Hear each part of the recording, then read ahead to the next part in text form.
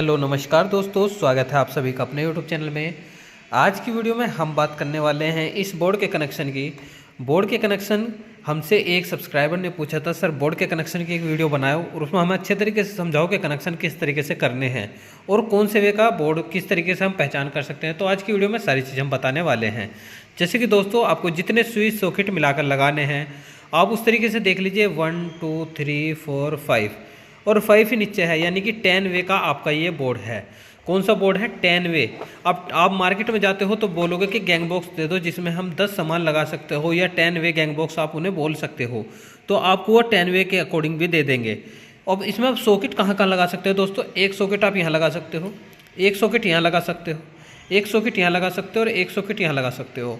अब देखिए हमें पता कैसे चलता है सॉकेट का लगाने का। दोस्तों जो कन्नी आ रही है आप इसे हल्की सी तोड़कर, यहाँ से आरी का पत्ता आप जानते हो जो हैक्सा भी बोलते हैं हम, हैक्सा ब्लेड, उससे हल्की सी काट कर इसे ईजिली तरीके से आप इसे तोड़ सकते हो। आप यहाँ जब सॉकेट लगाओगे तो इसे निकाल दोगे स्विच। इसमें भी फिलहाल स्विच लगाया अकॉर्डिंग टू रिक्वायरमेंट। अब देखिए अब इसके कनेक्शन की बात करते हैं तो कनेक्शन किस तरीके से हमें करने होते हैं। देखो जैसे कि हम जानते हैं कि जो हमारे स्विच होते हैं ये सभी के सभी श्रेणी क्रम में लगे होते हैं। जो हमारा रेगुलेटर होता है ये भी श्रेणी क्रम में ही लगा हुआ होता है। अब यदि हमें इस बोर्ड के कनेक्शन करने तो सबसे पहले स्विच के माध्यम से एक वायर को गुजार दो। अब ये स्विच में को एक पूरा वायर जो हमने गुजार दिया यहाँ से लेकर यहाँ तक, ये पूरा का पूरा एक स्विच में चला गया। अब उसके बाद इसमें यदि हमें कनेक्ट करना हो फेज़, तो फेज़ को हम यहाँ कनेक्ट करेंगे दोस्तों। फेज़ अब जैसे हमने फेज़ को यहाँ कनेक्ट कर दिया और न्यूट्रल कहाँ लगाएंगे दोस्तों? न्यूट्रल देखिए हम यहाँ लगाएंगे इस वाले बाहर वाले पॉइंट में जो खाली बचा हुआ है इधर, तो इधर हम क्या लगा देंगे? न्यूट्रल। न्यूट्रल हमने यहाँ कनेक्ट कर दिया और फेस हमने यहाँ से कनेक्ट कर दिया, तो न्यूट्रल फेस का काम खत्म हो चुका। और जितने भी हमें इक्विपमेंट चलाने जैसे पंखा, लाइट, उन सभी का एक न्यूट्रल बनाकर वो भी हम इसी के साथ जोड़ देंगे, क्योंकि न्यूट्रल को न्यूट्रल मिलना जरूरी है। उसके बाद जो हमारे पंखे का एक वायर बचा उसे तो हम इस रेगुलेटर में जोड़ देंगे। देखिए ये स्विच में यहाँ से श्रेणी क्रम है, ये यहाँ से इसमें होता हुआ जाएगा।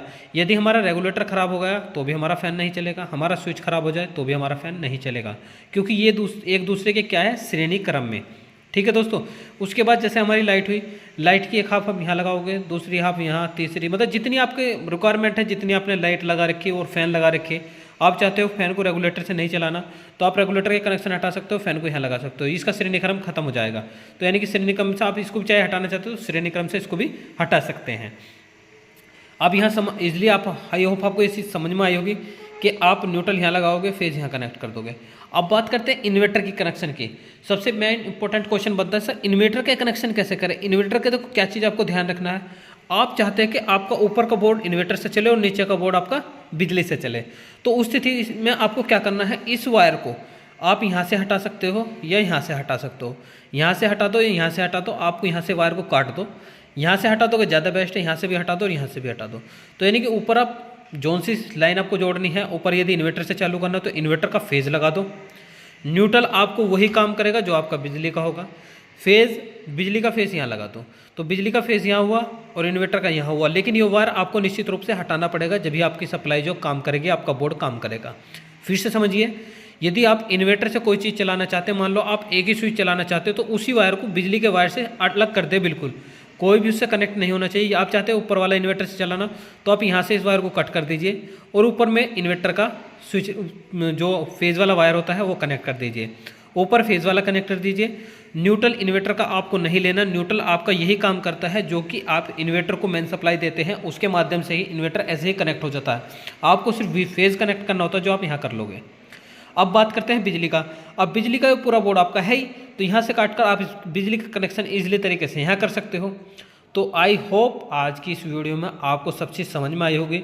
यदि अभी भी किसी का कोई क्वेश्चन रह जाता है तो वो कमेंट सेक्शन में पूछ सकता है। तो आज के लिए इतना ही रखते हैं, कल फिर मिलते हैं किसी नए वीडियो के साथ। तब तक के लिए धन्यवाद दोस्तों, जय हिंद।